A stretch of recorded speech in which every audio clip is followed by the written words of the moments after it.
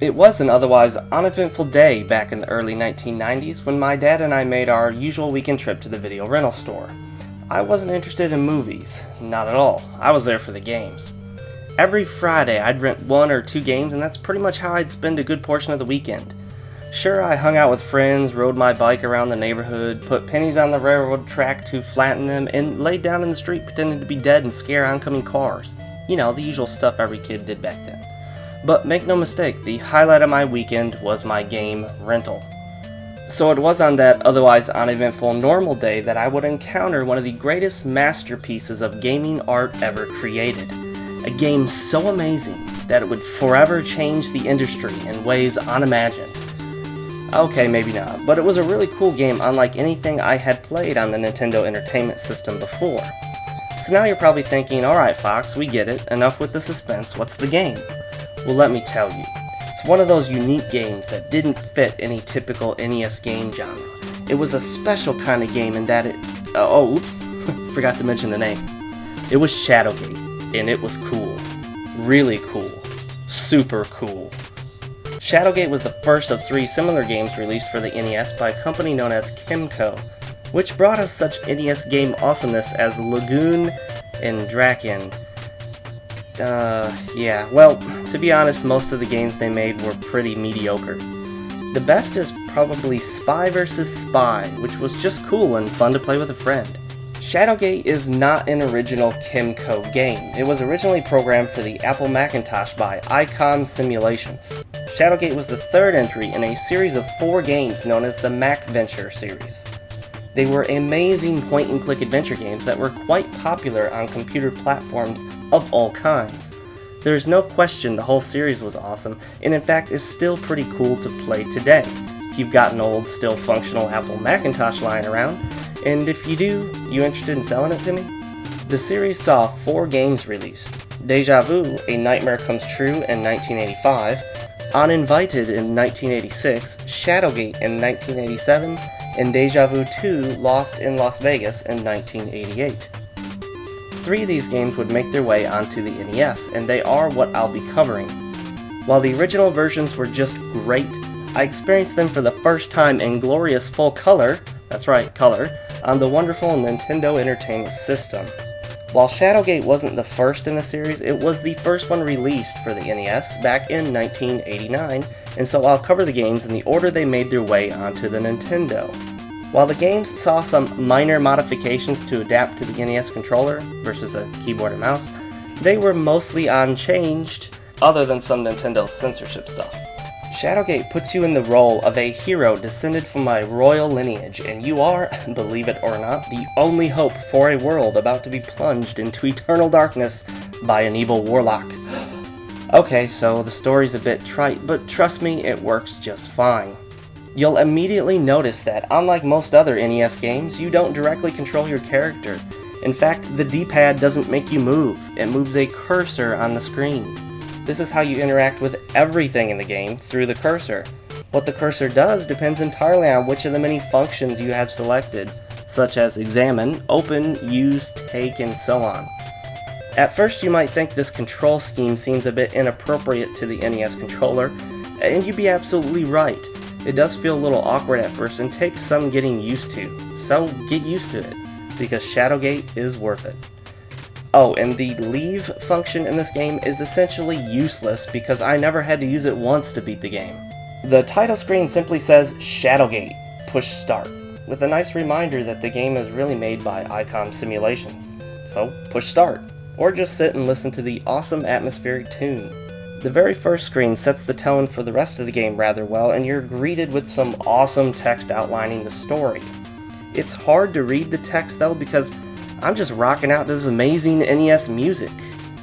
Wow, I mean just wow, this has got to be one of the best adventure game songs I've ever heard on an 8-bit system.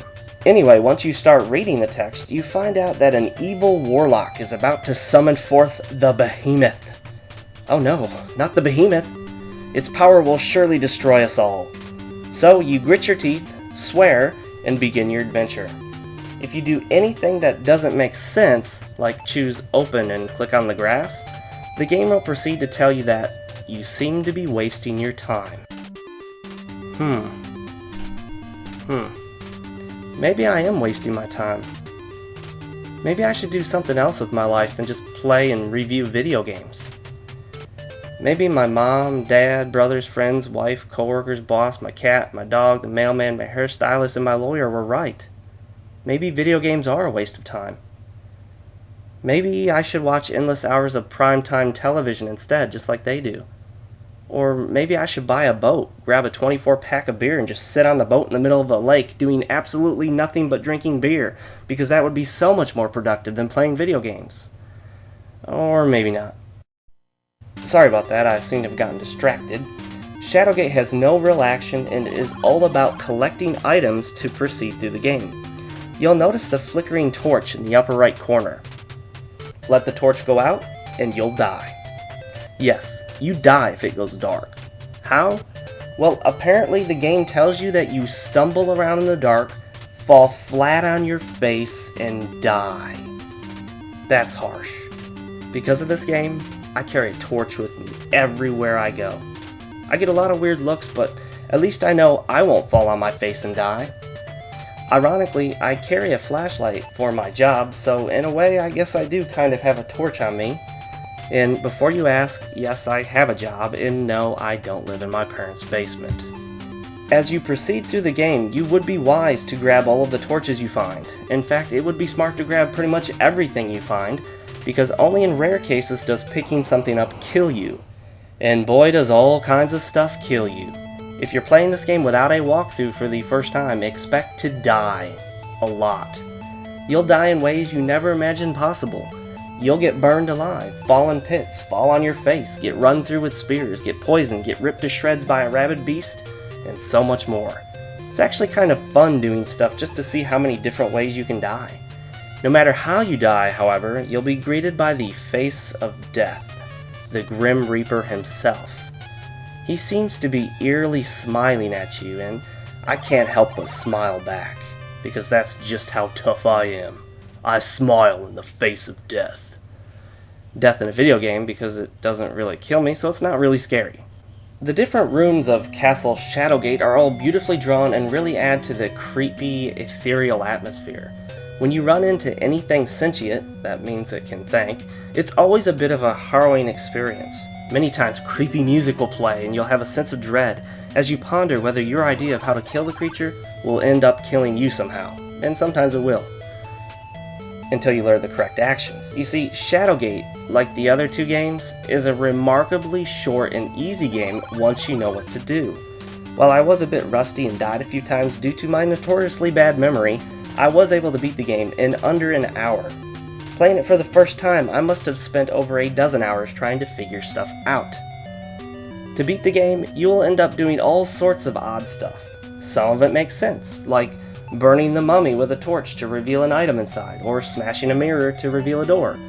But other things are just obscure and virtually impossible to figure out without a ton of trial and error. For example, would you ever imagine you can move behind this waterfall by clicking on this little tiny bit of black space between the rocks and the water? Seriously, I spent forever just clicking around everywhere to figure out what to do. It would take you months to clear it all away. Fine, so let me get started because it took me about that long to figure it out anyway. So anyway, go behind the waterfall and punch the rock wall. Yeah, you punch a rock wall. Now as a kid, I wondered if this would hurt in real life, so I found a cave behind a waterfall and punched the wall. And yes, it does hurt. Back to obscure things you need to do to beat the game, how about this one? To get this key in the middle of the shark-infested lake, you have to drop an orb into the water. Okay, that's not bad. But did you know that you have to then use the torch to melt the lake and then grab the orb and put it back in your inventory? Who would ever think you'd have to do that? I mean, after you use the orb on the lake, you naturally think you're done with it. The item has served its purpose. Nope, apparently not, because you need it again later. And then there's this wall, where you have to just figure out that you can open up part of it to reveal a door. If you click the wrong part of the wall, it doesn't work. How would you know this unless you just clicked on every wall in just about every room to find it? But you have to realize this is how these games worked. All of these adventure-style games had trial and error as their primary game mechanic. Whether you're talking about King's Quest, Gabriel Knight, or Shadowgate, it's lots and lots of trying anything and everything you can think of to come up with a solution. Oh, and don't forget that this was the late 80s and early 90s. There wasn't any real internet to just Google the answers or look up a walkthrough. You had to find a friend who knew, get a strategy guide or magazine with clues, or call a 1-900 hint line and really tick your parents off. Nowadays, you can just find one of a dozen walkthroughs and breeze through the game. Well anyway, after killing various creatures, progressing through rooms of all kinds, assembling the great staff of behemoth killing awesomeness, you eventually come face to face with the evil warlock. But you're too late. He summons the great behemoth that will plunge the entire world into darkness. But fear not, world, the beast has been slain, and thus you proudly kneel before your king, and this is where you get to see yourself for the first time. You are hailed as a true hero, and now you can just sit and revel in the greatness that is you. Kick back and relax, grab a 24-pack of beer, get on that boat, and go out on the lake, because when it comes to Shadowgate, you seem to be wasting your time. Yeah, all joking aside, Shadowgate is an awesome game and still worth playing today. It's got great music, great graphics, and a great behemoth killing staff of behemoth killing. You could easily pick up a copy on eBay, but we all know that you're just going to download the ROM and play it on an emulator on your PC. Not me. I didn't do that. Nope, no PC emulation for me. I played it on an emulator on my Nintendo Wii. Alright, thank you for watching. Join me next time as I review Deja Vu for the NES, the second game in the MacVenture series to be released on the Nintendo. If you haven't subscribed to my channel yet, what are you waiting for? Come on, click the subscribe button, or you can click here. And since you enjoyed this video so much, why not click on one of these to see another video, since you seem to be wasting your time.